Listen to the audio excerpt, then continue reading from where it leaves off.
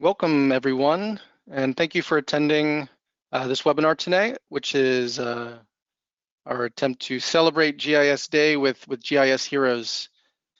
My name is Brendan O'Neill. I work on Esri's nonprofit and global organizations team. There's my contact information there if you wanted to connect with me. We'll also have the contact details for our presenters as well, if you want to reach out to them at any point. So the real reason we're here is to hear from our speakers, our GIS heroes. We're going to be starting off with Dr. Sam Prodger from the Royal National Lifeboat Institution, or RNLI. After we hear from Dr. Prodger, we're going to be hearing from Maaz Sheikh from ICRC, the International Committee of the Red Cross. Then we'll be hearing from Kassem Chaalan from the Lebanese Red Cross, and Rana, Samara, and Ashraf Amin.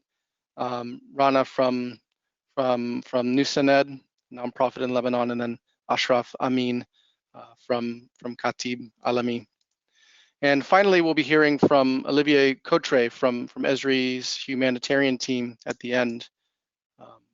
So I'm going to step out of the way, and we can get moving with the show and hearing from some of our GIS heroes. So I'm going to turn it over to Kassem. To Dr. Prodger now. Perfect. Hi everyone. Thanks for joining us today, especially because it's been rearranged for a week later. I'm Sam. I'm from the RNLI, and I'm the GIS Data Science and Coast Risk Manager here. And I oversee kind of the predominantly three strands: the GIS, which focuses on spatial kind of aspects, putting together interactive web maps; data science, kind of looking at complicated analytics; and our coast risk kind of teams, which look at where our lifeboats and lifeguarded beaches go around the UK and Ireland. So the RNLI is a charity. It's been in existence now for almost 200 years, and it is the charity that saves lives at sea in the UK and Ireland. And I have got a 1-minute video. We kind of struggled at the start to be able to share audio, but I'm going to play it anyway because it is kind of subtitled and narrated. Oh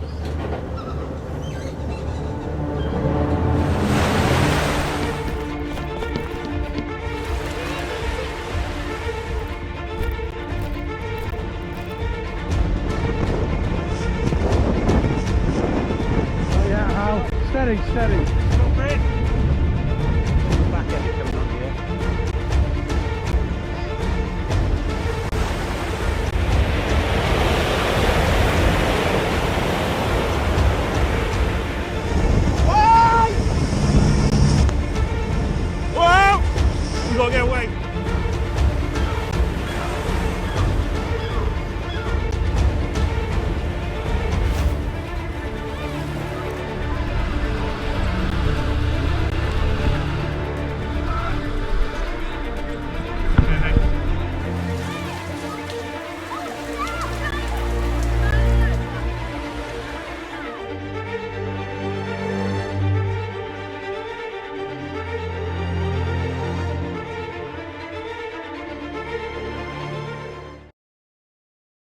Perfect. So as you saw there, our boats are crewed by volunteers.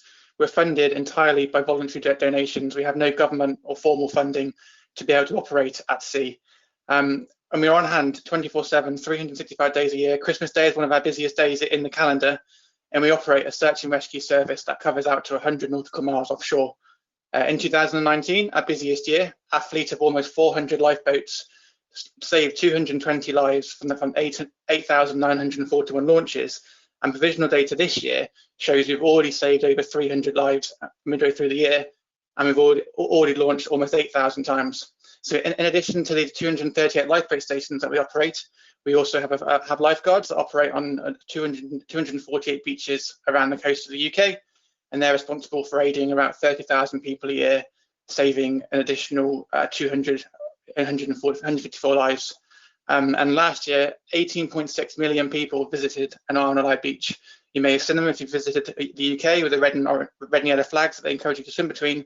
And in addition to our kind of very large and very orange boats, provide a very visible presence to the RNLI. But it's not just that the kind of cutting edge, front edge, big boats and lifeguards that kind of are needed to be able to operate our charity. Every mission that they run and undertake needs a dedicated support task of people behind them to maintain everything. And these people onshore need access to the right data in the right format at the right time to be able to make critical decisions, to be able to support the life-saving efforts and ensure the right resources are there to be able to effectively save lives. And my team's role is integral to this. So you can see the visual management in our ops room in this graphic here. And on the left is a two-screen, these are 65-inch televisions with an online map playing a key part that allows, at a glance, people to see the status of our fleet, supplemented by some interactive dashboards and a map showing the location from our AIS from our boats. So the ops room use these tools to monitor the availability of our lifeboats. They monitor when they're out on calls, and I'll talk a little bit more about the specifics of each product as we go through this webinar. So the RNLI, when people think of the RNLI, they think of the boats, think of our lifeguards. How did GIS fit into that? So mapping has been part of the RNLI for almost entire history, starting out in 1824 on the Isle of Man, where Sir William Hillary used his charts to navigate around the rocks of the coast. We still have that function, we still have the kind of navigation aspects, but we've been able to use spatial data for insights for almost 50 years within the RNLI, and we transitioned formally to Esri back in the 2000s and haven't really looked back since, and have been growing and growing, with Esri a key partner of that ever since. So the current team that I oversee has got a combined 36 years of GIS experience in the field, and we work really hard to make sure we're kind of staying ahead of any of the modern advancements that come in, staying current, and continually pushing ourselves to provide better information back to the charity. So historically, we used to produce high quality kind of printed maps for the organisation with desktop, but we've now fully transitioned into Pro, as well as embraced our use of ArcGIS Online to kind of produce interactive kind of products, self-serve data, rolling out the right data to the right people so they can interrogate it at their will, rather than providing single static source maps that are often out of date after we've handed them over. We have 650 viewer licenses, 9 active Pro creators, and this has really taken off this year. So as I scroll down, just like the video shown for our crew, the analytical teams have been just as busy. So we've been able to be published quite heavily in the national and local media. We provided incident data around the UK and Ireland to target our summer beach campaigns as COVID sadly impacted our rollout from the usual 248 beaches to 170, which is in the media, but we're able to kind of target the right 170 based on risk using our GIS toolset. We've also been able to support search and rescue training for other organisations in Zanzibar and Bangladesh, and also updated and refreshed our open data website with more details to follow towards the end. Perhaps key for me, we've managed to actually drive a GIS user base from less than 50 users to over 650, with unique people logging in and actually using one of our products, seeing a 400% increase, which is absolutely massive for us. And we're in this place at the moment where GIS and the need for the interactive products is really taking off. So through the tool sets that we kind of subscribe to, been able to support the organisation through the global COVID pandemic, helping ensure our search and rescue operations remain unaffected as possible. And we've always been able to launch a boat, taking steps to make sure the right resources are there. We've also kind of some more measurable benefits, been able to reduce the delay in our reporting for our off-service lifeboat events by 97%, by making people aware in a clear and visible way what is off-service at the moment. And as I said, we've been recognised in the local and national media for a great job that we're doing, including a number of awards that we've won. And here's Matt, who works in my team, presenting one of the GIS Hero articles towards the start of the year. Cool, so I'm just going to kind of whiz through a brief overview of our core products now. So I kind of mentioned that GIS plays a core part, but how does it play a core part? How do we use a kind of maps to underpin the cutting edge search and rescue efforts? So I must say, while these are actual production products, the data in them is dummy data, and it's not actually kind of useful operational data, and it's kind of been spoofed to keep it confidential. So the first one that I'm going to spotlight is a live location of our boats at the moment. So we used to go to market to tender this one. We used to procure it at quite significant cost, and that used to come with a name license restriction for down to a handful of people. So it was relatively expensive for us as a charity to buy, and it also had limited use, only being able to share out to a number of very small user bases.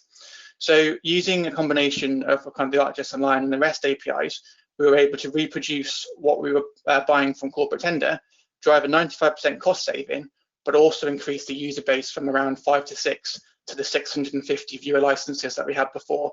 which is massive. So not only are we targeting our donations better, using our supporters' money more wisely, we're also getting greater insight from it. More users can have access to where our boats are, what they're doing, how they're operating.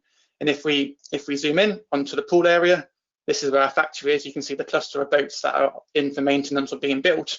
You also get insight to where those boats have been. So this was a training exercise they ran out to the cliffs here. So one of the B classes and D classes in red that we operate our inshore lifeboats.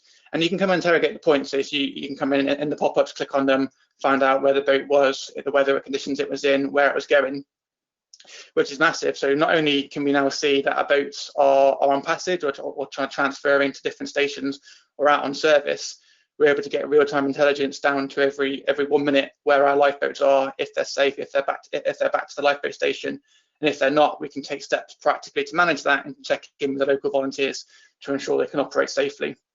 To kind of supplement this, we've got a life-saving service status map, and this is the one that I alluded to at the start, that won the recent award from the BCS Chartered Institute of IT. So this map provides a very clear and simple representation across our entire lifeboat fleet.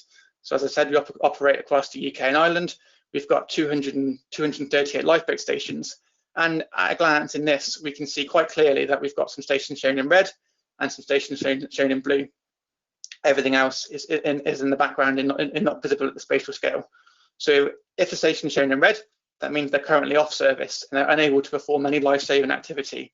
So they're not going to get tasked by the Coast Guard, or they're not going to be assigned any kind of jobs because there's something affecting that station and preventing it to launch. Now, usually we'd expect this. It's built into our contingency and our planning. But if there are multiple stations in the same area off service, then we have a real problem that we need to practically start to manage.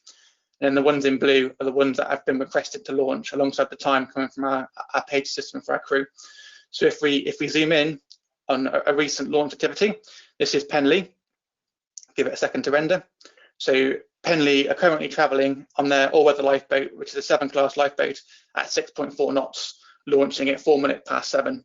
They've traveled out to this incident location, shown in green down here, and they're slowly coming back. It's a little bit slower because they've got a large tug, a large vessel on tow. So not only now do the operations room have insight to the boats that have launched, they've also got some indication about where it's going and also when it's back to base and if it's back safely. They can come in and click on any one of these points as before, get the time it was paged, the time the AIS pinged, the current speed it's going, and the distance in nautical miles, how far from base it is. And then they can take steps via VHF or satellite phone to check in with the crew to make sure they're well provisioned, to make sure there's no trim concerns, and make sure everything's going smoothly. If we then switch to an asset that's off service, this is unavailable for search and rescue activity. We see at this scale, we zoomed in, we get a red circle around the station, and this is the operational area that this boat would normally cover if it was on service. We click on the point. Again, the pop-up shows us that this boat has been off service for 169 hours due to a helm position.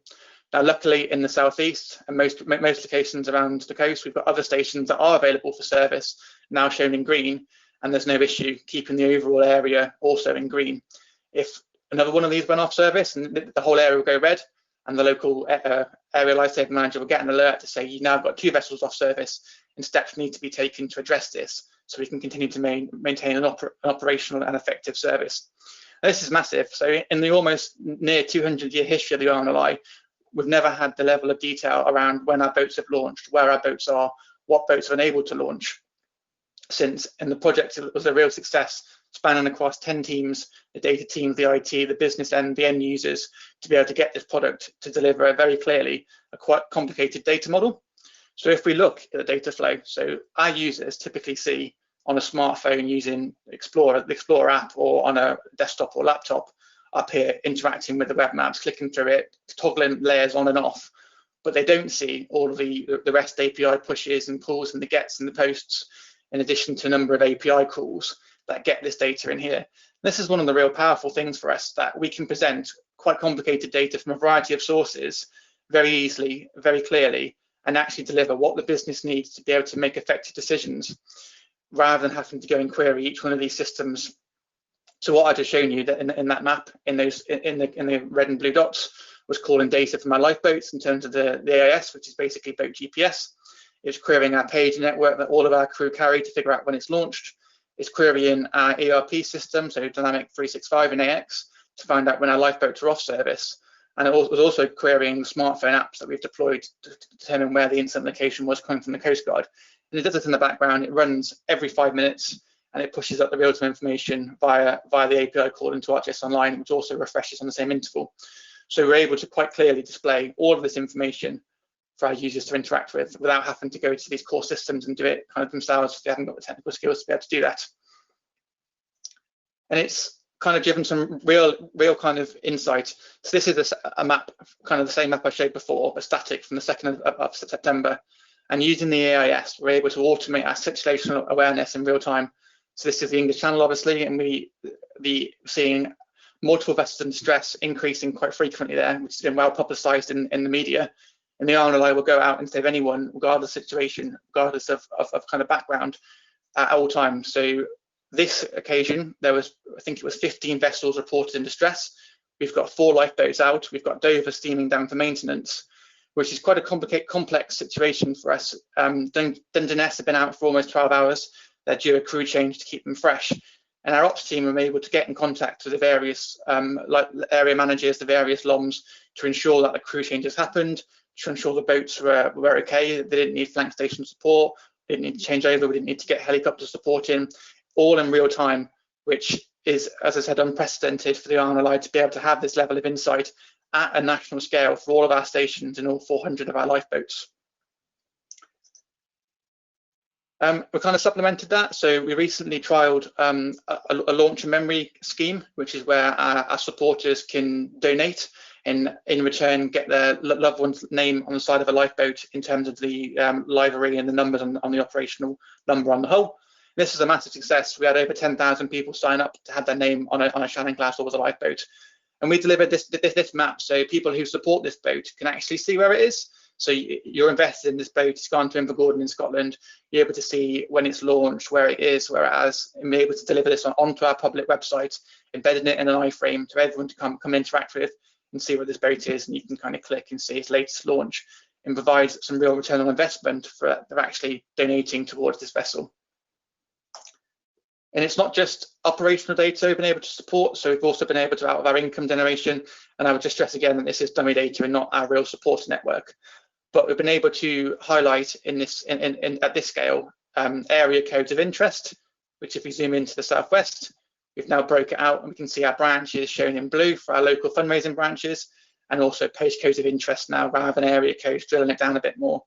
And if we drill it in again, we can see one of our branches here. We've got a supporter here, and if someone rang up from one of these streets, we'll be able to easily direct them to a local branch so they can get local information about their lifeboat station and have someone on the ground that they can interact with and talk to about the RNLI, which can promote a much healthier relationship for our supporter journey rather than speaking to someone in pool that has no kind of local information or local knowledge about their own lifeboat station. So it enables us to be more targeted and promote our income generation and actually support people to be able to do that. Using the same kind of principles as shown in the Lifesaving service map, we've also been able to help through the COVID pandemic by serving up a dashboard that looks at our operational capability. So this was built in a single 3-day sprint by my team, which is a fantastic result. And it shows at a glance how many crew we've got self-isolating, how many confirmed you've got sick, which area it is, and then the overall effect on the service. So green is unaffected, amber is kind of local concerns, and then red is, again, unable to launch because they're off service. Bringing it into one place, updating it again in real time, and having the history to go back and query it has been a valuable tool for our ops room and able to keep it going during a pandemic in kind of unprecedented times. And then finally, we're just about kind of getting ready to explore Survey 123 for our kind of field data collection. So we've got quite a reliance on paper forms at the moment across the RNLI from our lifeguard, its beaches into our risk assessments. And we did a 2-day hackathon with Accenture last year to be able to bring in Survey 123 to capture the information we need in real time. And this was able to do the complicated kind of calculations in the back end, and it kind of brought the process down to, which usually took over an hour, to kind of a couple of seconds in the background, and also enabled us to collate it in ArcGIS Online and present it back to the users in a normal format rather than publishing it into a KMZ layer in Google Earth that was a little bit clunky. So this is probably more for us to explore in the future, but there's definitely scope for us to be able to take on Survey 123 in the new field map app to be able to collect some of this data in more real time to supplement the information we're getting from the AIS and our launch system. Cool. I mentioned at the start that all of the information that I presented around our launches and our kind of lifeboat functional locations, our lifeguarded beaches, all of our support centres is available on our open data website, which is powered kind of through ArcGIS Hub. And most of these layers are also available part of the Living Atlas for anyone to use, provided under a public creative license. So if anything's interested you, all of our return of services in there from 2008 to 2019, and 2020 will be uploaded next year once this year's finished. If anything's interested you in there and you want to go have a look, I'll kind of signpost you towards this. You can download it, query it as an API. You can use it at your leisure to be able to plot some of this stuff and start to kind of query it and using interrogate it as you will. So I kind of went into a very high level overview of how we use GIS in the RNLI.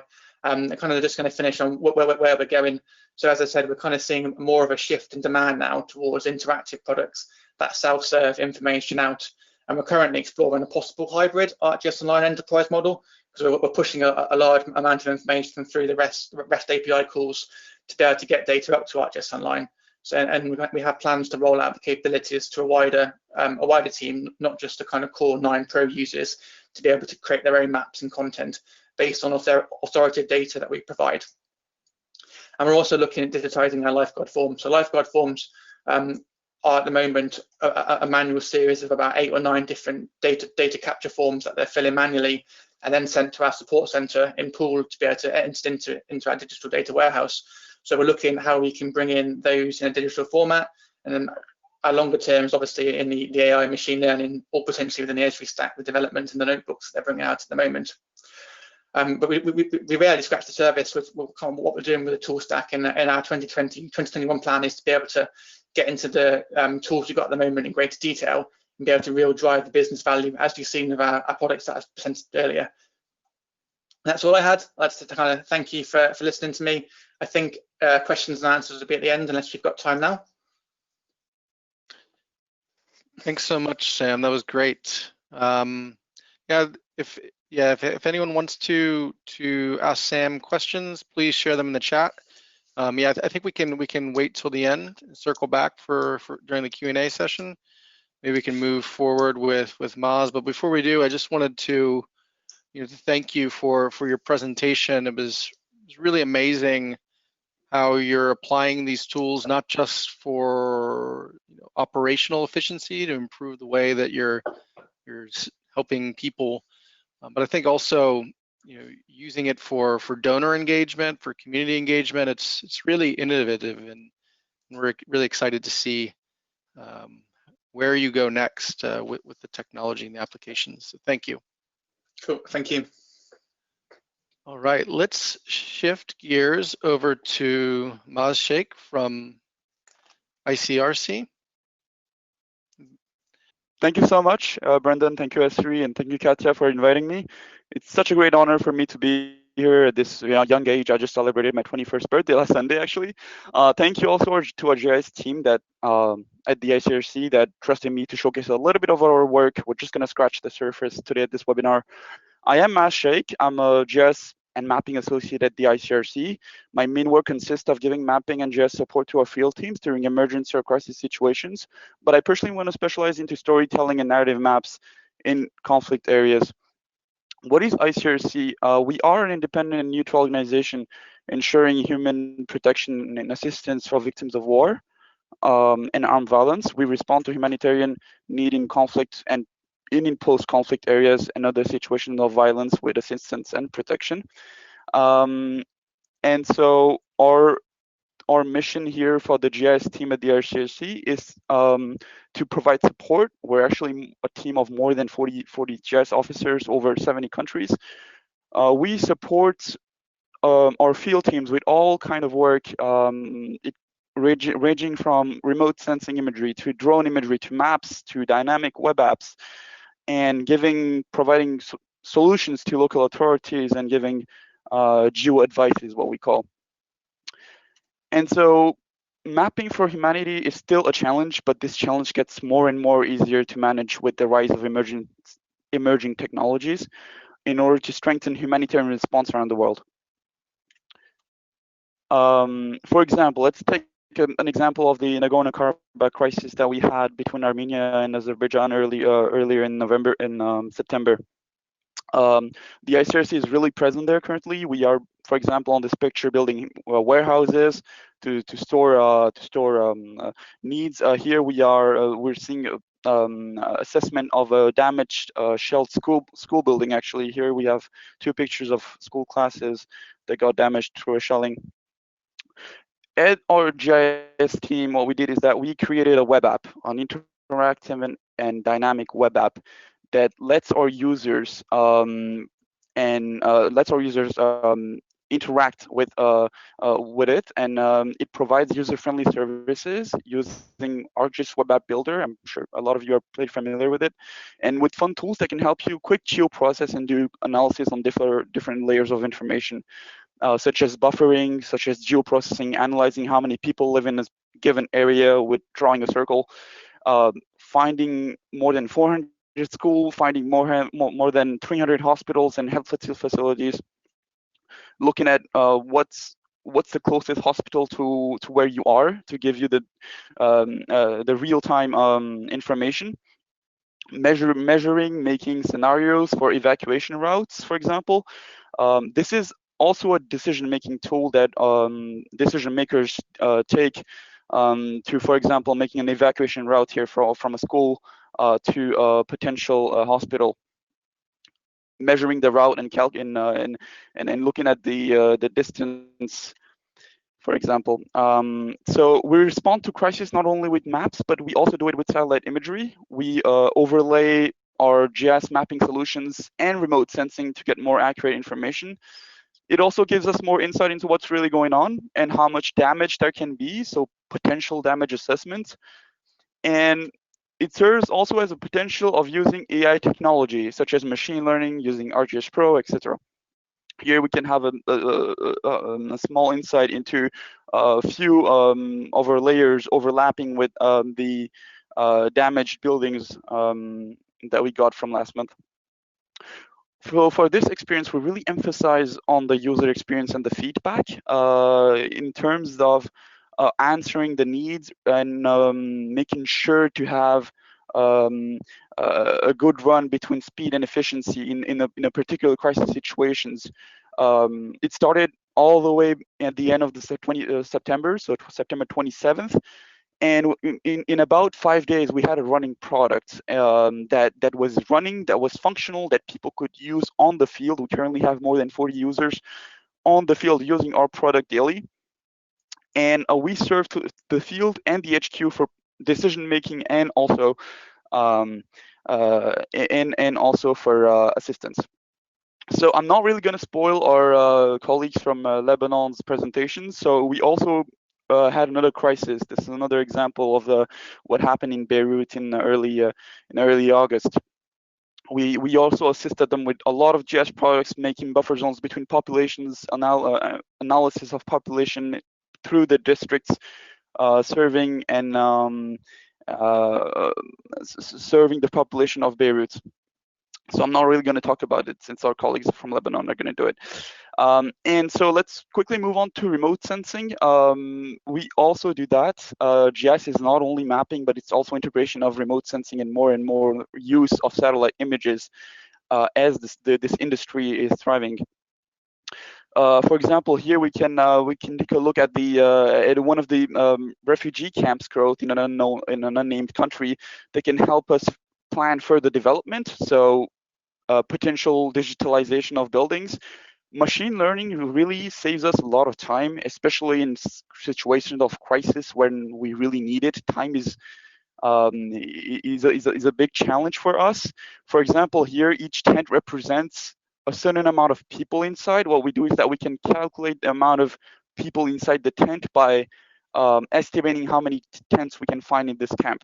So this also a planning tool that helps authorities know how many tents we need, how many, where are we going to do our development, which area is more suitable, and whatnot. And so, as you know, AI is a big challenge nowadays, and technology is evolving. So are we, and we have to adapt to these new challenges. So we use machine learning and deep learning techniques through ArcGIS Pro, for example, training a model to, for instance, emphasize on building footprints, looking at how many buildings we can see on a given area, potentially estimating the population. We also do deep learning for our damage assessment. This is one of the models from Esri actually that we use to assess damage in a given area. We also use drone imagery because, as you know, drones are what's coming next in terms of analysis of a local area. This is in Iraq, for example. So what we do for drone imagery at the ICRC team, and what kind of uses are there for drone imagery? We can do drone imagery for crop monitoring, identification of crops. We can also do it to build digital surface models, 3D modelization of IDP and refugee camps, for example. We can do thermal measurements, land cover classification, and get the most important part of it, which is high resolution aerial imagery, to really get an overview of what's really going on. So here's a few prototypes of trials we've done in one of our campuses here in Switzerland, to get a glimpse of what we can do on the field using Esri drone to map technologies and other tools and services to make it work. And so slowly but surely, we do get these images from drones, which can be thermal imageries and NDVI, vegetation indexes, and digital surface model. All of this gives us a real a really big insight on what's really going on the ground and on the field. Talking about the field, here's Kenya, and here's a construction site in Kenya. So with the support of our air operations team back in Kenya, we can modelize this construction site that we use as a prototype. Again, where this is still in test, we're still testing all of these new technologies concerning drones, and so we still need more field data to apply all of this on a massive scale. And so after the drones, what's really coming up?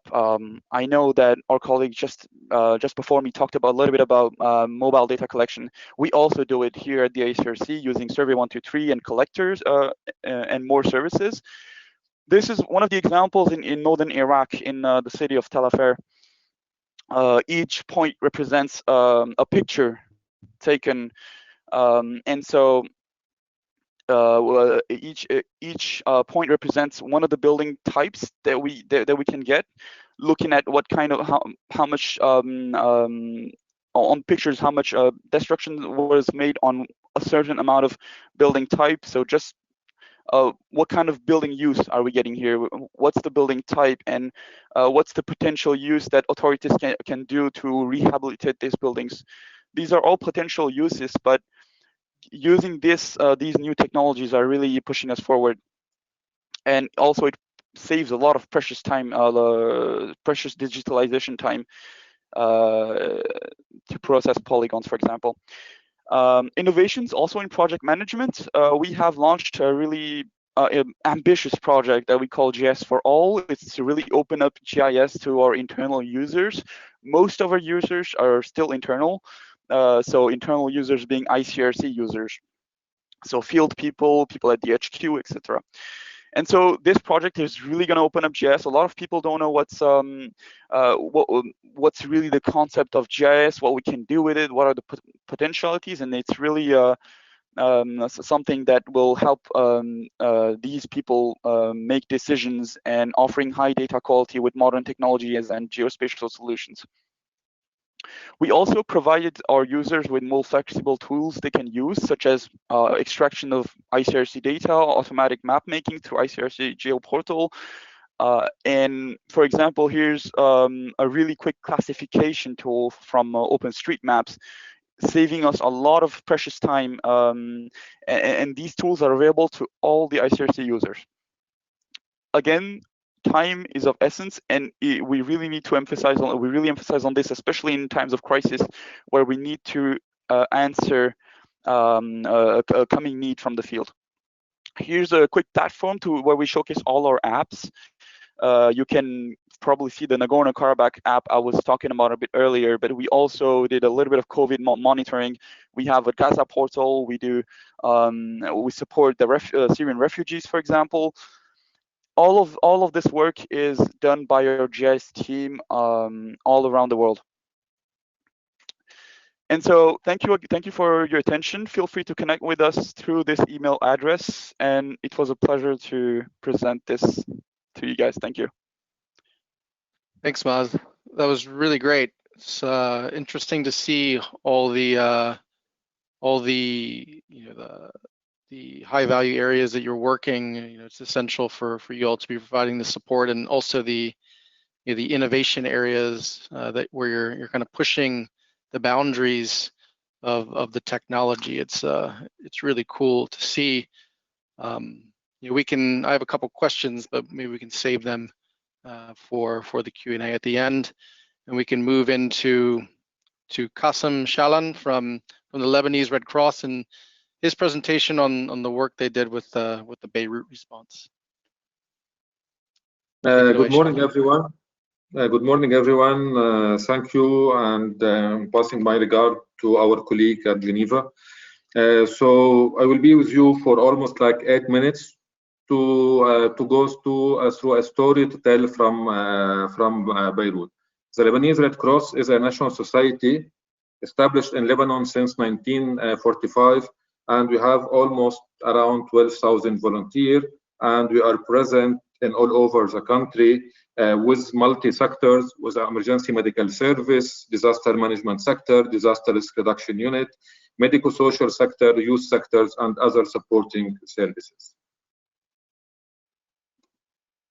Overview: Beirut Blast, ER solution, Beirut blocks, description, and the implementation. So on the 4th of August 2020, destructive explosion occurred at Beirut port, the capital of Lebanon. The shock waves of the blast affect Beirut port, industrial waterfront, and the city highly populated residential neighborhood and fundamental infrastructures. All this, it's led to almost 200 deaths, more than 6,000 injuries, and around 300 homeless. A state of alert from all concerned authorities. Most of vital sectors have been affected, including housing, food security, healthcare, and others. Based on that, and based on the request from the Prime Minister, they asked the Lebanese army to take the lead on this operation. They established Beirut Forward Emergency Room that it took place at the Beirut municipalities and Beirut Governor Building. And the Lebanese Red Cross, from day one, from the establishment of the Beirut Emergency Response Room, we were working hand in hand with the Lebanese Army Forces to support on this operation. The Lebanese Red Cross acknowledged the importance of using the smart system and the digitalized tools, and teamed up with Esri Lebanon with the support of the GIS team from the Lebanese Army to develop EOR solution using ArcGIS. And here allowed me to speak quickly about this situation. Beirut blast, it was really big explosion happened, and we found out that we have no clear system and clear tools that can handle this big operation. Even we done some research, we didn't find the full solution. So we start to build full solution to meet the need for this implementation. And from the day one, our aim that this solution, it will not be limited only to this operation, and how we can be better prepared for any crisis, for any future crisis or disaster. The Emergency Operation Room solution is a configuration of ArcGIS Online that helps stakeholders understand and manage the different tasks of their daily emergency operations. So how we function? All the requests received through the call centers and the other responding from actors registered on the system. All the data collect and filled on the data on the survey 1 to 3. In addition to other data from the base map and database, need assessment and damage assessment. All the requests are dispatched using workforce application, and it's translated to a reporting dashboard. In addition, all the data based on the data analysis to be helped and inform the decision making that they are leading on this operation. Building blocks: map the damage, map the vulnerabilities and the capacity of the NGO, link the need with the capacity, analyze the gaps, communicate with the authorities, monitor the operation and take action, and plan the response. Description of the solution: situation awareness, call center survey, call center dashboard, application in call web app, zone priorities web app and dashboard, damage assessment dashboard, forward emergency room dashboard. So as you can see from this survey, when they receive the call, either it's go to the ask for support or feedback from the beneficiaries. All this data, it's translated to this dashboard showing the number of calls, number of needs, request per category, if it's health, food, cash, etc., and request per region, in addition to the map showing the call from which region. Again, forward emergency room, general stating, it's showing number of organization registers with the other needs. I will not go through all of them because of the time. We found out the importance of community engagement and the importance of the local organization and the international organization to get along. So we established support organization dashboard, and we created organization register survey. We send the link, they can put their name with the service that they are providing only in this intervention with the area of intervention, and if they need any support from the operation room.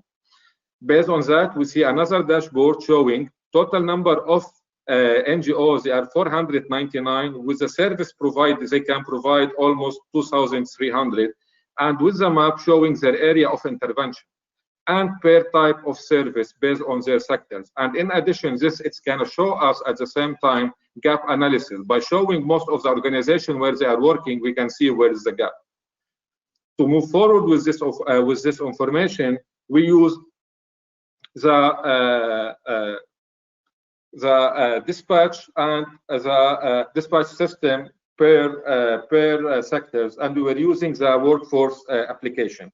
The call centers data showed in the application through the received by the dispatcher to send to the NGO in order. Based on that, the worker, which is the NGO, they receive the request through the mobile app, and they communicate any issue that may raise and to do their action. Quickly, I will speak only about one solution with the sectors. Food, for example, we established workforce application, request dashboard, operation, assignment, reporting, etc. This it's showing the workforce application. You receive the link showing it's high, medium, or low, and again map on the right-hand side showing the location for the assignment. Dashboard showing all the requests received to help to take decision with the assignment numbers per categories as well. Same for the reporting. We create survey showing on this dashboard. Again, that map showing the distribution of the organization. Same for the health, same story. Shelters, available shelter and shelter to report on. Same for the cash and same for the logistics. I will end with the implementation guidelines and the lesson learned. This full solution, anyone can select module to deploy. You don't need to go through all of them, depend on the scale of the operation. You can adapt the module to the context if needed. It's very important to identify the person in charge of managing the solution, securing the necessary fund, communicate and disseminate the solution deployed across stakeholders, and update them about any change. And thank you. That's great, Kassem. Thanks so much for that very important story. I know that you all were very hands-on with the response there in Beirut, and what was surely a tragedy. I have a few questions I'm curious of hearing more about, but again, we can hold off on those until the end. But in the meantime, why don't we transition over to your colleague Rana Jubayli, who is working with the nonprofit Nusaned. She's going to be presenting with another colleague, Ashraf Amin from Kattibali, but we can get things started with Rana whenever you're ready, Rana. Yes, I'm Rana Samara. I'm actually today representing Nusaned. I'm the vice president of Nusaned, a young NGO we established in Beirut just this past May. And I'm actually a practicing architect and professor of architecture at the American University of Beirut too. So come the Beirut blast, which Kassem gave you a background about, we actually mobilized all our team and our capacity to Beirut. So I'll start from there and give you a quick brief of who we are and our work in Beirut since the blast on the 4th of August. So Nusaned is a humanitarian and community-based volunteer organization. We believe that the power to create change comes from working collaboratively. We established Nusaned as a personal initiative from the co-founders post the revolution in Beirut in October 2019. And from there on, it grew to become a registered NGO with the 3 pillar programs, one dealing with shelter, the other with food security, and the other with distribution of goods in times of crisis. So our vision is to empower marginalized Lebanese communities to live sustainably. And we support communities based on a non-biased, egalitarian, and value-based needs assessment process. We pride ourselves that in Lebanon, we are one of the NGOs that is non-political and non-religious. So our mission is to support underserved Lebanese communities to become self-sustaining by offering access to food security, building shelter, and providing ongoing opportunities for productive economies. And we do this through innovative and effective partnerships with communities, as well as locally engaged international organizations and donors. Our 3 pillar programs are Roofs That Shield, which is our shelter program that operates at rehabilitating residential and commercial units, but also intervenes on community spaces. Our 2nd pillar program is Crops That Yield, which is our food security program and operates at the household scale and also at the farm scale. And we launched this program in the north of Lebanon. And we have our 3rd program, Goods in Need, which is basically our ongoing relief program, which, given the situation in Lebanon between the financial economic crisis compounded by COVID, is actually one of our pillar programs that's operating now to distribute goods for relief. So come the Beirut blast, we put together a Beirut emergency response plan. And we actually mobilized literally on the morning of the blast. So the blast happened at 6 in the afternoon on 4th of August. On Wednesday morning, we were actually in our operating room trying to scramble to mobilize teams for different purposes. And although our pillar programs were launched in Akkar in the north of Lebanon, we realized that the scale and the complexity of our work in Beirut needs a completely different approach. And we put together a team of highly specialized professionals migrating from private sector expertise to support our NGO work on the ground. So within the first week, Nusaned was able to design, transform, and launch a complete data system that allow to optimize synergy between the dynamics of relief efforts on the ground and data management and sharing. So it was because of our prompt deployment on the ground, the coordination between the programs and partner NGOs, collection of geospatial data, strategizing fast-track interventions that we were able to actually have the highest impact in this emergency. So our technology actually enabled us to do three key things within our operations in Beirut. One was to collect and assess, then to aggregate and visualize, and then to report. So to collect and assess, we were able to migrate content of our quantifiable value-based needs assessment in the urban context and complexities of Beirut. We were able to identify needs. We were able to generate needs assessment and generate budget assessments. Because our survey 1 to 3 was actually a quantifiable survey, we were able to quantify and therefore produce budget estimates for our donors and our operations.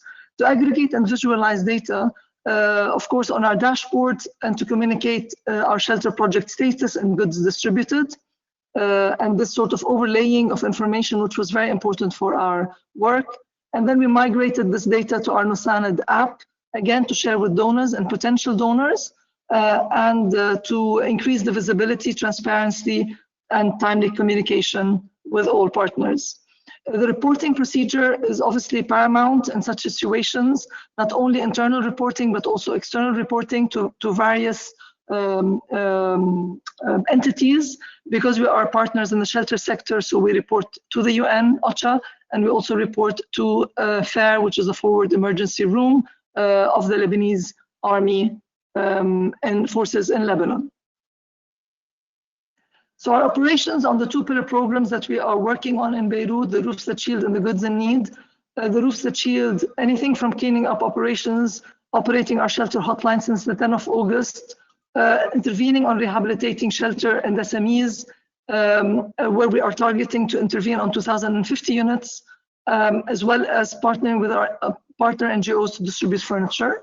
And the goods in need, we distribute everything from clothes vouchers to food parcels to house cleaning kits to personal hygiene kits and food distribution.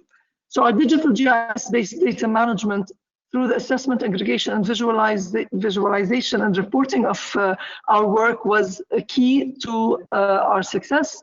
And this is one of the dashboards that we have produced, where we, the color coding tells us not only are we proud to be intervening all over Beirut, from the different areas, not only through the 3-kilometer predominantly damaged area away from the port, but also throughout Beirut, where damage has been extensive in degrees and gradations of damage. So this is just a picture of trying to understand those amounts of units rehabilitated, under rehabilitation, and still to be awarded. Such that our construction operations, where we have 25 contractors operating on the ground, currently 650 units completed already, and more than 650 under rehabilitation. So this actually was essential to understand where we are and where we're going in terms of numbers. And these are based on the surveys. These were the digitized value-based needs assessment that we were able to do at different levels. So whether it was at the unit, residential or commercial scale, or building scale, whether we were assessing vulnerabilities or building cores or a closure survey, all of these surveys we were able to integrate for feedback and seamless operations. Ashraf? Hi everyone, I'm Ashraf Amin from Khatib Al Alami, and I'm supporting Nusaned in using the RGIS product. First, I would like to thank you, Rana, who has been leading on Roofs That Shield program, and all Nusaned team members for the great effort that they have been doing in Beirut emergency response. So now I will show you the RGIS product used in Beirut emergency response. I will start first with the online digital survey that we are using for assessment. We have the unit assessment survey, where we assess the unit, whether it's a commercial or residential units, from minor to major damage. And second, we have the Nusaned goods and needs assessment, where we assess the needs of beneficiary in terms of food, hygiene kit, cleaning kit, and so on. For the building and core assessment, this survey is used to assess the building common area from the entry into the roof, and we check if there's any structural damage in the building. For the unit closure assessment, this survey is used by site supervision, where they visit all the rehabilitated units to check if the work is done as expected or as per the roof that shield standards. And of course, they get also the feedback from the beneficiary. And for data management, and validation, we are using the feature layer imported for ArcGIS to validate the unit reference number. It's a standard from Lebanese Army Force to validate the unit's reference number by the zone number, plot number, building number, and reference number. And data sharing, the data is shared in two different formats. In PDF format, is that the PDF is shared with the contractors and the site supervision. And for the Excel data, this data is shared with the donors, with the team leaders, and also with the operation team. Also, we're using a custom app. It's developed using ArcGIS JavaScript API. This app is used for bulk update. When we have the units are allocated for a donor, we need to update the units in our data. And if we have units that, and we are also updating the status of the unit, where we have a set of units where the status is changed, we're using this app to update the status. And also we are calculating the rough estimate for the damaged units.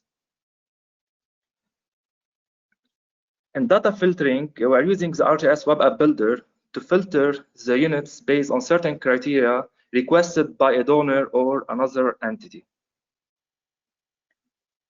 For the on-ground management, we are using ArcGIS Web App Builder to plan and manage the work of the team leaders on the ground for all zones that are allocated for Nusaned, where each team leader is assigned to a set of buildings that are exported from the application into Excel file to assess the damaged unit. In data aggregation and visualization, we have also an interactive map where we classify the units on the map by the status. As you can see, the red points are units that to be rehabilitated, and blue units are under rehabilitation, and in green, all the rehabilitated units. Also, we categorize the data based on the damage level, whether it's a level 1 damage, where the rough estimate is between $0 and $1,500.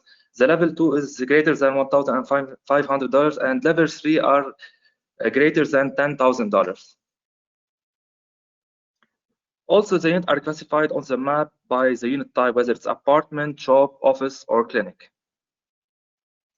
Also, Nusaned have a mobile application, and we did an integration between the mobile application where the public user can also view the dashboard, the interactive map, and the dashboard.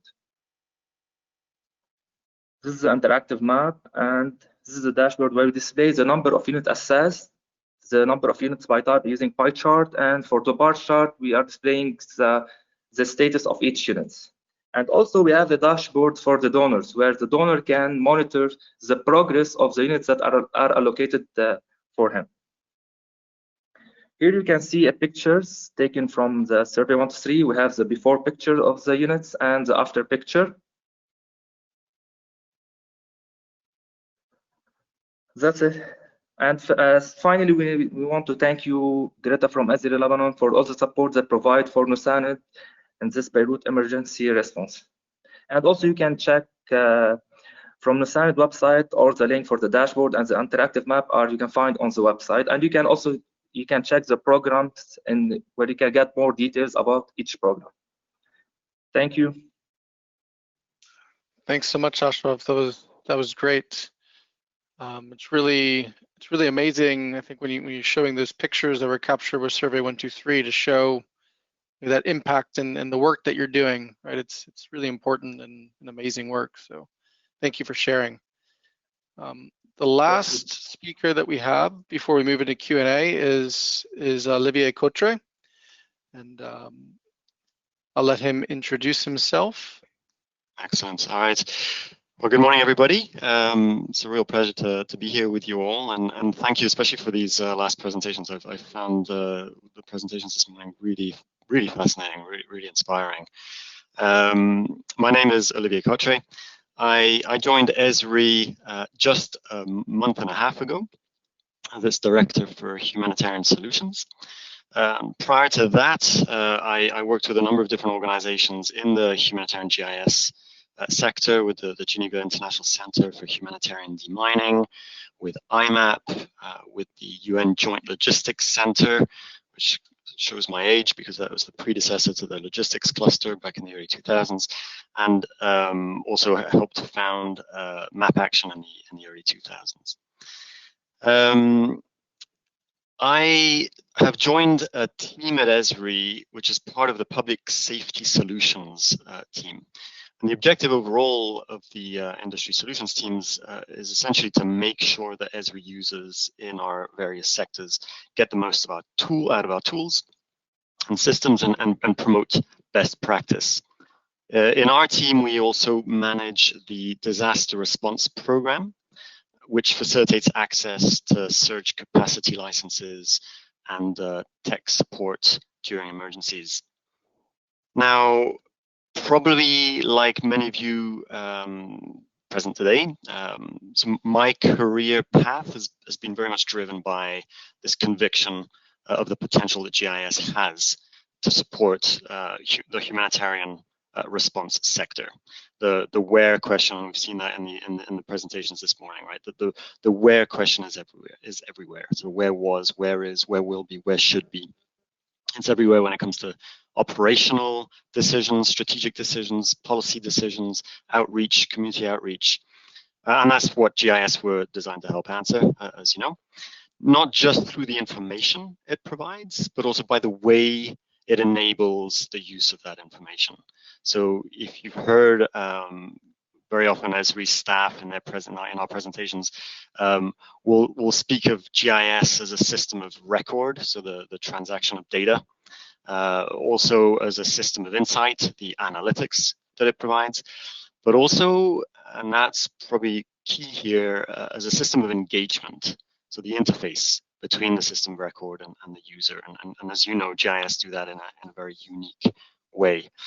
Now, I think the presentations we've seen are testimony that in the last 5 years, I would say-ish, we've seen a real step change in the way that GIS acts as that system of engagement. And I think that's had a fundamental impact on the potential that GIS has for our sector. So what do I mean by that? So what you're looking at here is the traditional model of IM and GIS in an organization. The IMO, or the GIS professional team, acts as a service provider. So us, basically our community, we've been in charge of the input of data, the processing of that data, and the output of the information products. And I don't know if you'll agree, but I've seen two issues with that over the last 10, 15 years. One is that we, as well-intentioned as we are and efficient as we might be, we can often end up as a bit of a bottleneck to information provision. And secondly, and probably more fundamentally to me, it causes a bit of a disconnect between the information management system and the final users of that information, whoever that might be. So the operations manager, program manager, the public, which leads to a lack of engagement in that system, and the system design and the system fine-tuning, the system improvement. So there's a lack of engagement that it causes. But what we have seen, and I'm sure you've noticed also, is that the sort of amplification of GIS that allows us to really create these very task-specific applications, and very quickly, very cheaply. There's no coding. It's led to a shift of that model. So the IM and GIS function is no longer so much of a service provider or only a service provider, but has become an enabler of an integrated system. So it's responsible for engineering a system, an organization-wide system. The entire organization at all levels can now engage in according to their specific needs. You've seen a ton of really nice examples this morning. Here's just one illustration of that point, you're looking at a very simple application. In this particular case, it allows the ops manager of the Tajikistan Mine Action Center to validate a hazardous area survey. That's all it does. There's no training required. It's a web app that just folds itself into the day-to-day work of that particular person. And you've seen, like I said, it's been so nice to see this application really take hold now. So we're really talking about a shift in our role as a community that is focused on what I would call user-centric systems thinking. So when we talk about GIS now, we're really putting that systems, the notion of systems into GIS. But how can we replicate this experience, the experiences you've seen this morning? How can we accelerate that process? How can we make sure that we keep momentum in the elevation of how GIS is used? I've spent a good chunk of these last 15 or so years feeling a bit frustrated that we're never quite, we're just never quite fulfilling that potential. It feels like we could go a little faster. One of the reasons, I think, is that the pace of progress in the supply of tech actually outstrips our capacity to clearly articulate the demand for that tech with our information end users, so the operations and program managers, etc. So we often end up with these solutions, all of these solutions looking for a problem, like the saying goes. Now, I really believe in the importance of supply-driven innovation, but I think we could spend a bit more time with our stakeholders learning how to efficiently articulate that demand, learning how to translate an organization's objectives into GIS systems that support these, which is a core element of systems engineering and something that the IAM and GIS community are getting better at, need to continue getting better at. And I think it's precisely the progress we've seen in the engagement capabilities of these intuitive web GIS apps that gives us a massive opportunity to have that conversation jointly with our broader stakeholders and really generate a step change in the support that GIS provides our sector. Now, I think that conversation could be made all the more efficient and effective if we could start to accumulate a sort of ontology or categorization of the most common use cases in our sector, something that would immediately bring focus to the conversation about what solution is needed and why. I've seen there's a few really nice initiatives along those lines recently. Map Action, for example, has a product catalog that's categorized along that sort of idea. So the first focus of my job is going to be to design and implement what we're calling a humanitarian GIS hub to organize Esri solutions, so tools and reconfigurable templates, accompanying documentations, training, etc., but also users' solutions, not just our solutions, solutions generated by users around these classic use case types. So we want to contribute to the sector a node that helps organize our thoughts and collective learning and readiness when it comes to GIS for humanitarian response. We've been conducting quite a bit of user consultation on this across the sector. We had a few workshops in 2019 during the Humanitarian Network Partnership Week and GIS for Sustainable World. The conversation stalled a bit, of course, this year, but we were able to get some good input, which we've now started integrating into the hub's design. So expect to hear more from me on this. I'd also love to hear from you on this, any thoughts that you have on this hub, where it should go. I'll leave you with 3 messages then. As we've seen this morning, I think there is a trend towards moving from GIS to EGIS, to enterprise-wide GIS, a GIS that really includes and engages not just with us as a GIS community, but with our stakeholders. And that is something that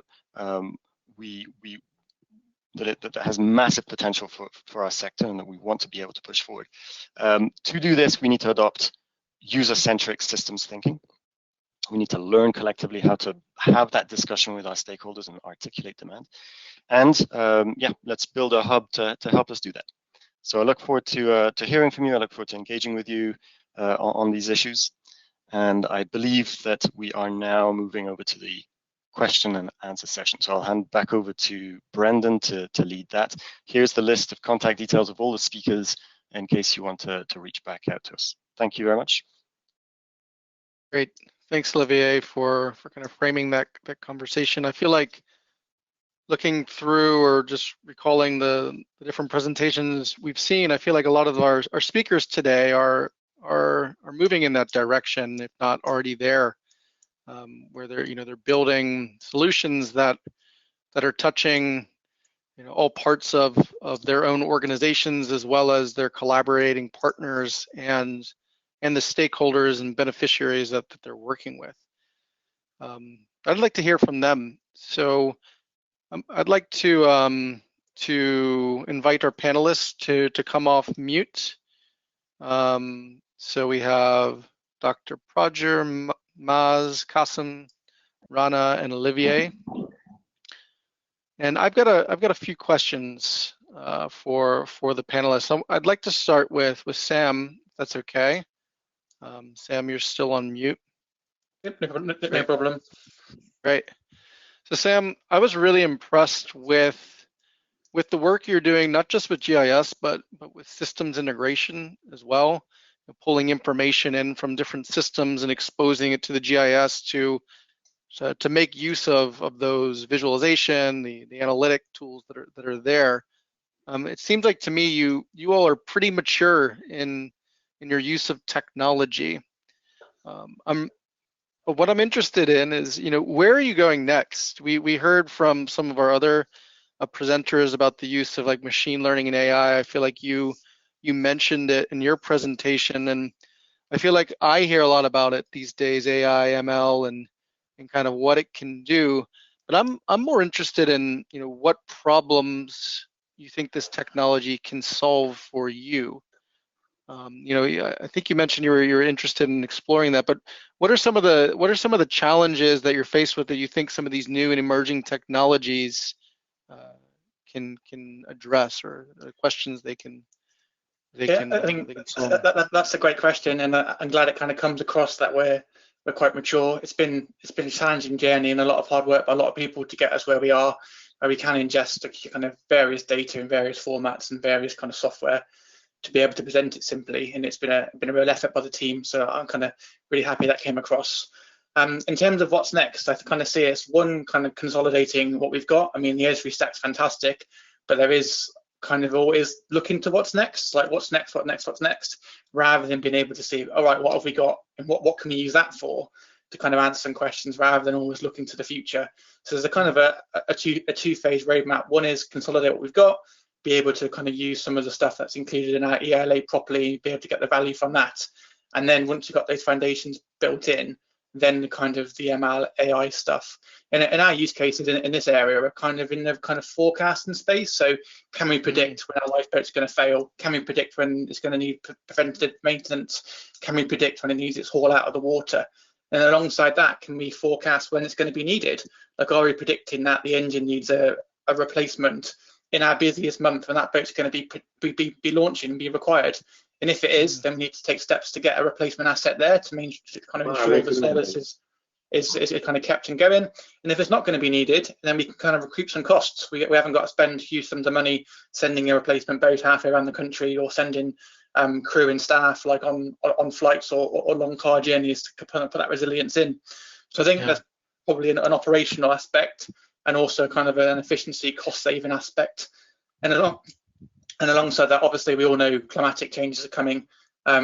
Wave height, storminess is increasing. So what does that start to mean for our search and rescue service operating in the dynamic coastal environments?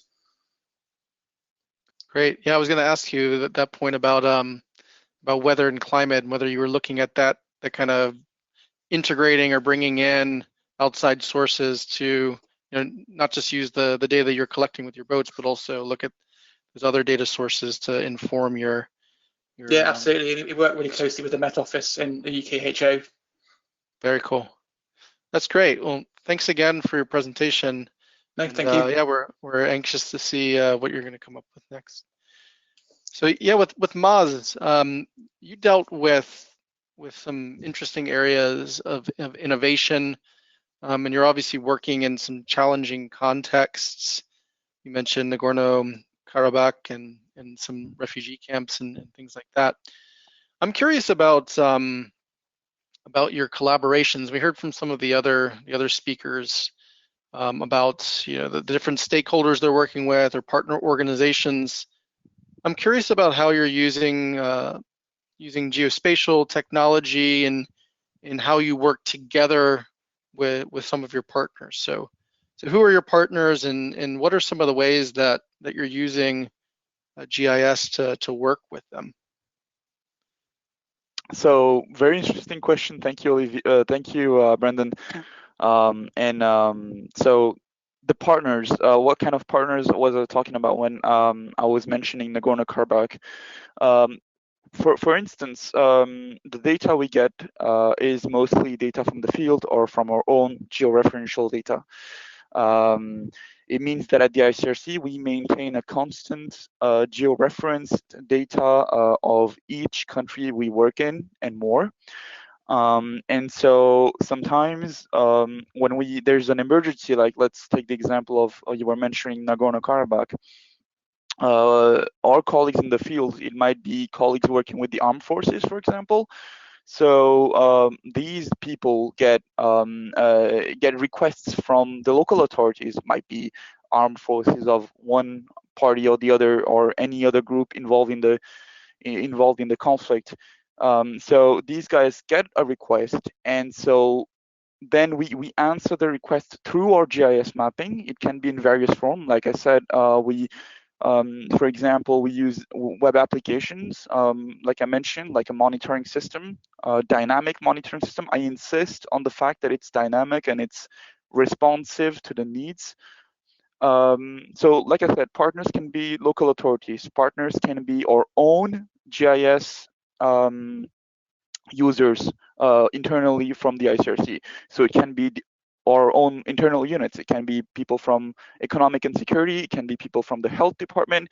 It can be people from the armed forces negotiation department, protection unit, all kinds of people that work towards the same goal, which is to assist local population and ensure dignity of these local populations. And to finish answering your question, you were talking a little bit about the challenges that we encountered. For example, in this crisis, one of the challenge was information, a lot of information and a lot of misinformation. I'm pretty sure this conflict was really out there in the media, and a lot of information was coming. So our goal was to make sure that the information we get is as accurate as possible. So going through filters of data, etc. And so this was a big challenge. And as we work in sensitive areas, we have to make sure that data won't fall in the wrong hands. And it is a principle that we use to make sure our data is secure and is usable. Yeah, that's really interesting. So it sounds like you're working not just with other organizations, local governments, also like collaborating within your own organization across different teams for that common goal of supporting your beneficiaries. Obviously, security is a huge concern. So we need to be able to share information, but be able to share it in a way that only those who need it and have permissions to it are able to get it. So thanks for that. So Kassem, now I know when the crisis first began in Beirut with the explosion there, I just know from reading the news, very very detached. It seemed so sudden, and I imagine it was there was a lot of confusion and it was overwhelming, and a number of challenges that you faced in kind of getting to where you are now. We saw nice dashboards and surveys and all of that. It looked like you were very prepared. I'm sure hindsight is 2020 in some ways, but I'm curious about the challenges that you faced with this particular crisis. I know you're operational in a number of crises, but in this particular crisis with the Beirut blast, what was the most significant challenge or the most difficult thing that you came across, and how did you address it? How did you work through that? Was it a technological issue? Was it a people or process issue? I'm curious to hear about your experiences there. Thank you very much. I mean, the main, first, let me to highlight some things. Like to lead in this operation, and before Beirut blast, I mean, most of us as a Lebanese Red Cross and other health organization and even the government, we were overwhelmed because of the COVID-19.